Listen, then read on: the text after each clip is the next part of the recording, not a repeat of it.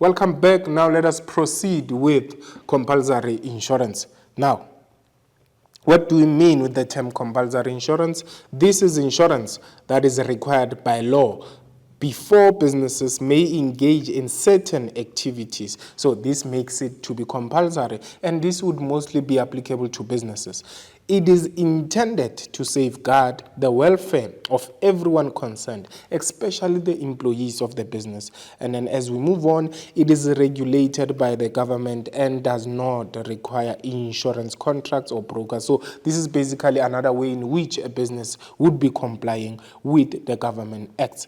Then, hence we say now it is compulsory and it is required by law. So that addresses that to say the business has to comply so that they can be considered to be engaging in any business activity. Now, we look into the differences now between compulsory and non-compulsory insurance to say what do we mean with that. Now, compulsory and non-compulsory, what are the differences? Compulsory insurance is required by law, whereas non-compulsory is voluntary. So that is very key. It means with non-compulsory, you have a choice whether to enter into an insurance contract or not.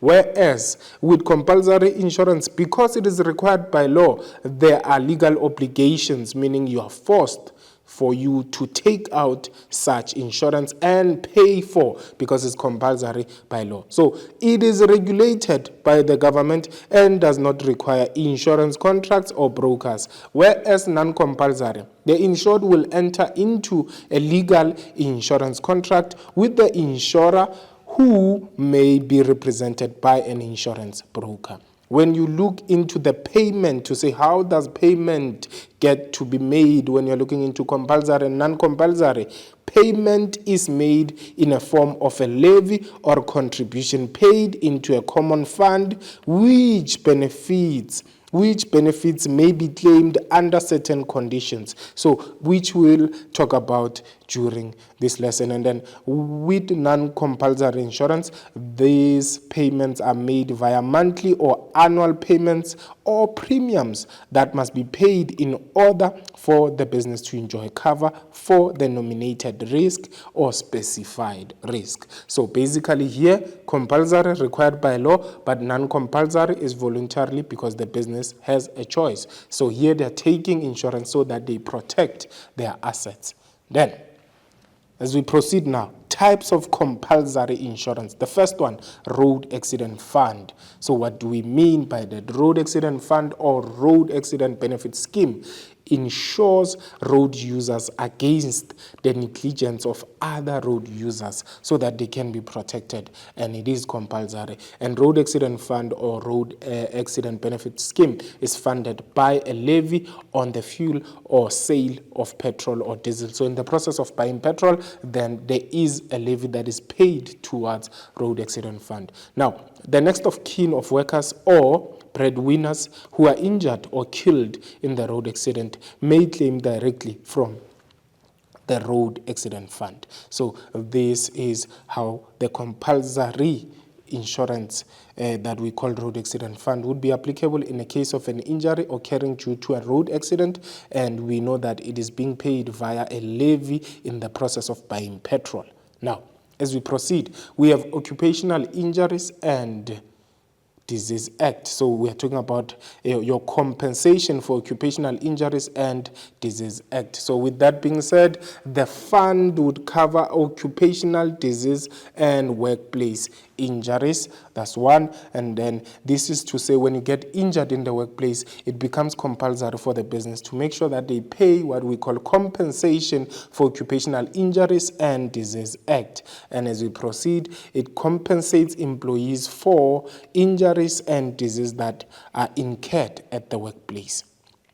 Then, as we proceed, the fund covers employers or employees for any legal claim that the worker may bring against them. So the fund will cover the employer as well. And then the employers are responsible for contributing towards the fund and may not claim money back from employees or deduct contributions from the wages of the employees. And then the last compulsory insurance we have is your unemployment insurance fund. So the the Unemployment Insurance Fund, which is known as UIF in short. The UIF provides benefits to workers who have been working and become unemployed for various reasons. So that would be how the insurance operates. It covers workers who become unemployed to say during the process of being unemployed, they should be having some income so that they can look for another job, because in the process, they will be needing a job. Then, employees contribute 1% of their basic wage to the UIF. That is one, the employees would be contributing, and the business also contributes 1% of the basic wages towards the UIF.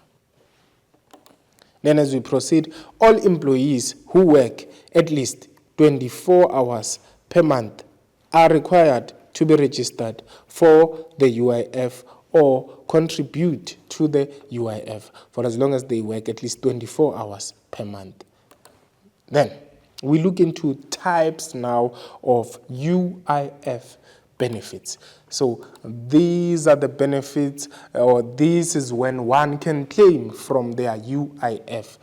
One, we have unemployment benefits.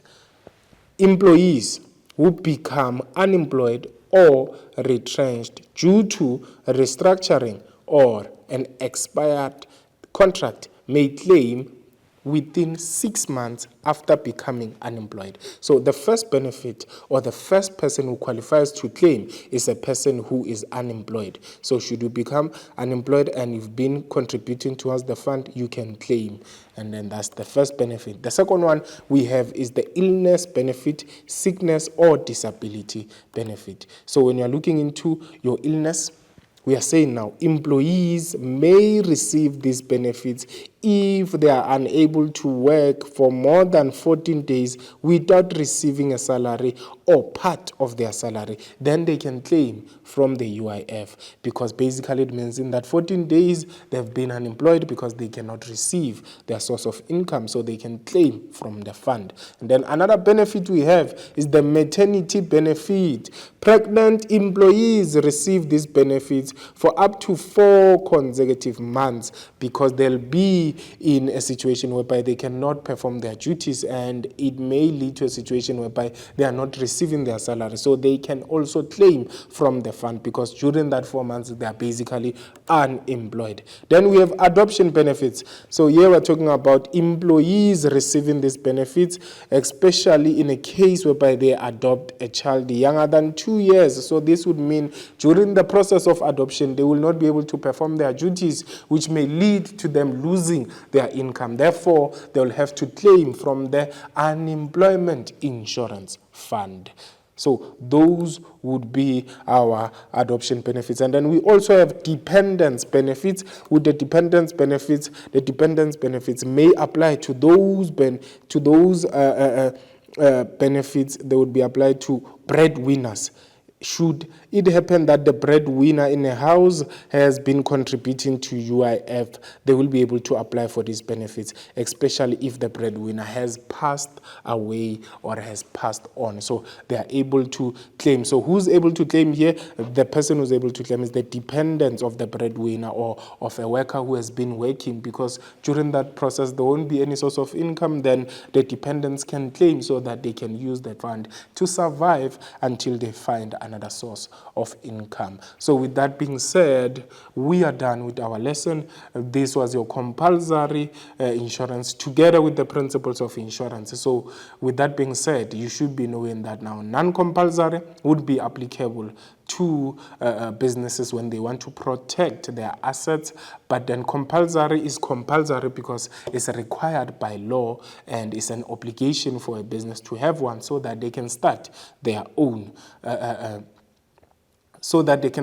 running their own business. But with non-compulsory, they have a choice not to take insurance to protect their assets. So with that being said, hoping we contributed to making you an insurance expert, and we hope to see you watching more of our lesson. So thank you and keep watching our lessons.